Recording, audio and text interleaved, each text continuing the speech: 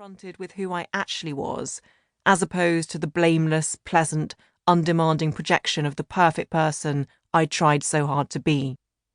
Alongside this, I have thought about the failure of my marriage, my failure to have children, my failure to realise that a desire to people-please was making me desperately unhappy, my failure to resolve things with an ex-boyfriend who was killed 6 months after we broke up, my failure to express my own anger, instead masking it with a more socially acceptable sadness, and my failure to remove myself from toxic relationships until it was a question of survival. All these failures have been an integral part of my life. All these failures have been part of my growth.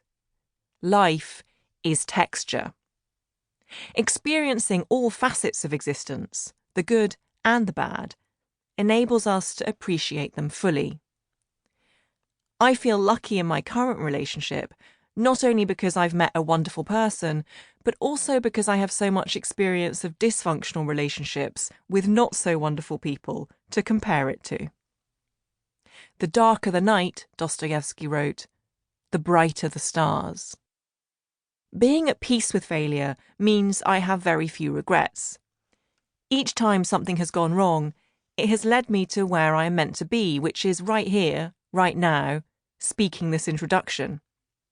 I firmly cling to the belief that the universe is unfolding exactly as is intended, and that although we, as imperfect humans, can't hope to understand it all at the time, life will generally teach us the lessons we need to learn if we are open to the possibility. Some people might think that sounds a bit woo-woo. I call it faith. It doesn't have to be faith in a particular god or an organised religion. It can be faith for its own sake. The decision to believe that things will be okay, that this too shall pass. I have thought about more trivial failures too. The notable and mortifying occasion as a 7-year-old on the way to the zoo that my knickers slipped onto the pavement underneath my skirt because of their loose elastic. There was the first date I went on with my now boyfriend where, introductions done, I sat down, removed my coat and promptly fell off my chair in full view of everyone in the trendy open-plan bar.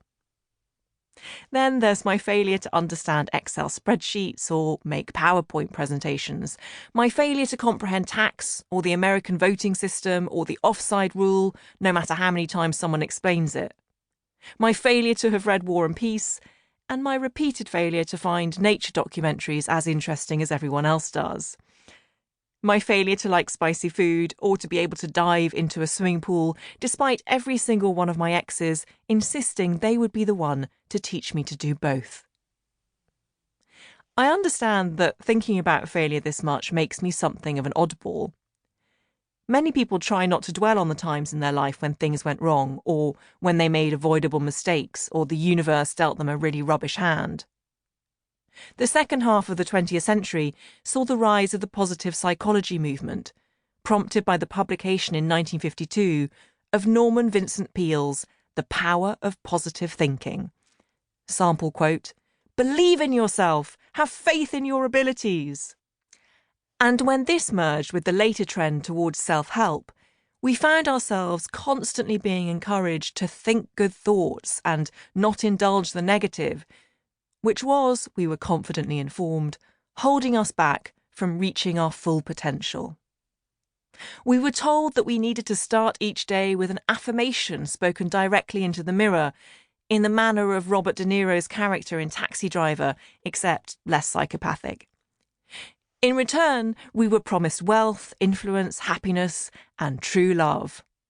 It turned out that all we had to do was put together an upbeat mood board and success would manifest itself. It's not that I don't have sympathy with aspects of the positive thinking movement. I do. You can, for instance, train your brain to be happier, and a portion of this book will be dedicated to telling you how. Being optimistic can indeed give you the impetus you need to do things you might otherwise fear.